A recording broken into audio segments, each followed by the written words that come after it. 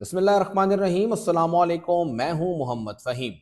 افغان شہریوں کو پاکستان کی شہریت دینے کے حوالے سے کافی شکایات سامنے آئی ہیں۔ اس حوالے سے نادرا نے کئی بار کارروائی بھی کی، ایکشن بھی کیا، اپنے ملازمین کو نوکریوں سے بھی برخاست کیا، لیکن اب معاملہ نادرا کے ہاتھ سے نکل گیا ہے۔ افغان شہری جہاں پاکستان کی شہریت لے کے یہاں پہ جائیدادوں کے مالک بن رہے ہیں، ایوانوں کی سیر کر رہے ہیں، وہیں پہ معاملہ اب نادرا کے ہاتھ سے نکل کے دیگر اداروں کے پاس چلا گیا ہے، اور انہی میں سے ایک ادارہ محکمہ بلدیات ہے۔ محکمہ بلدیات کے پاس ولیج اور نیبرہڈ کونسل کی سطح پر 4 طرح کے جو سرٹیفکیٹس ہیں وہ بنانے کا اختیار آیا ہے، جن میں سے پیدائش کا، انتقال کا، شادی کا، نکاح کا یعنی، اور طلاق کا 4 سرٹیفکیٹس ہیں۔ ان میں پیدائش سب سے خطرناک اس لیے ہے کہ یہی وہ پہلی سیڑھی ہے کہ یہاں سے رجسٹریشن ہوتی ہے اور وہ جا کے نادرا میں رجسٹریشن ہوتی ہے اور آپ کو وہاں کی شہریت مل جاتی ہے۔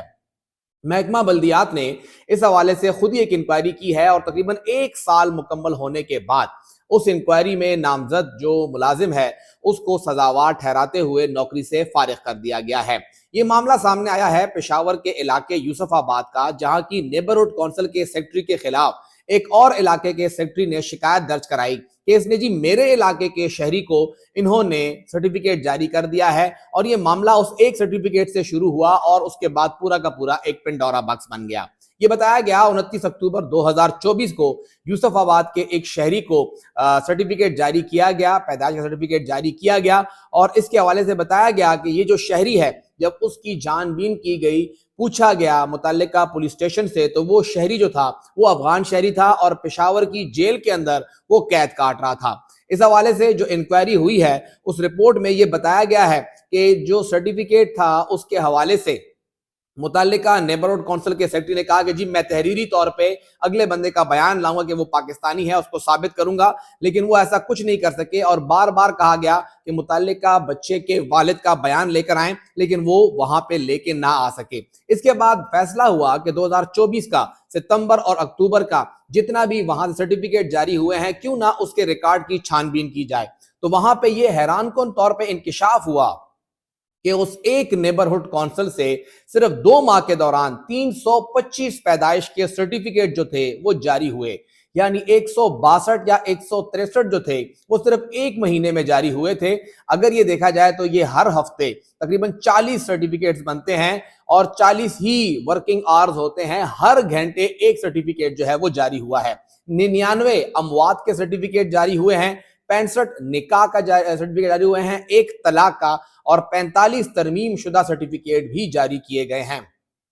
ان سرٹیفکیٹس کے اندر دیکھا گیا کہ کس کو جاری کیے گئے ہیں، ریکارڈ کیا ہے، تو یہ بتایا گیا کہ 325 میں سے 193 پیدائش کے سرٹیفکیٹ کا ریکارڈ ہی نہیں ہے، آدھے سے زیادہ کا ریکارڈ نہیں تھا۔ 99 اموات کے سرٹیفکیٹ میں 91 اموات کے سرٹیفکیٹ کا ریکارڈ ہی نہیں ہے، 8 کا ریکارڈ موجود تھا۔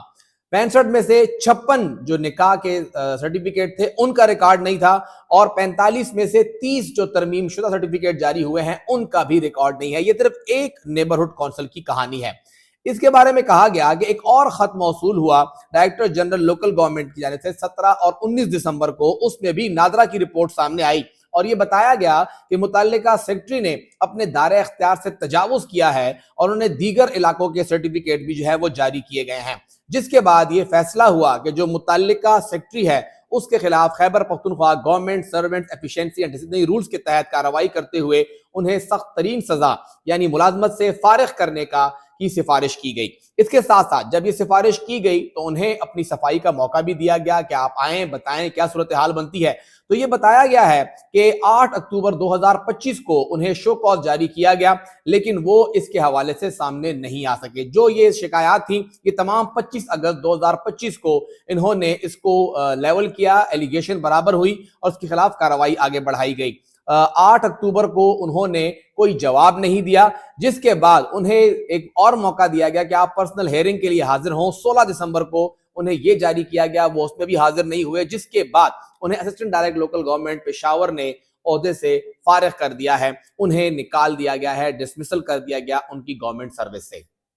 یہ ایک کیس ہے، یہ ایک نیبرہڈ ہے۔ صرف پشاور کے اندر 357 نیبرہڈ اور ولیج کونسلیں ہیں، پورے صوبے کے اندر 4200 سے زائد ولیج اور نیبرہڈ کونسلیں ہیں۔ کس نیبرہڈ اور ولیج کونسل میں کیا ہو رہا ہے؟ کس کو کہاں کتنے سرٹیفکیٹ مل رہے ہیں، یہ ایک بہت بڑا پنڈورا باکس ہے۔ اگر ایک کونسل کے اندر یہ حالت چل رہی ہے تو پھر تمام کونسلز کے اندر کیا کچھ ہو رہا ہوگا، اور ان سیکرٹریز کو جو بٹھایا گیا ہے، ان کو اتنا اختیار دیا گیا ہے،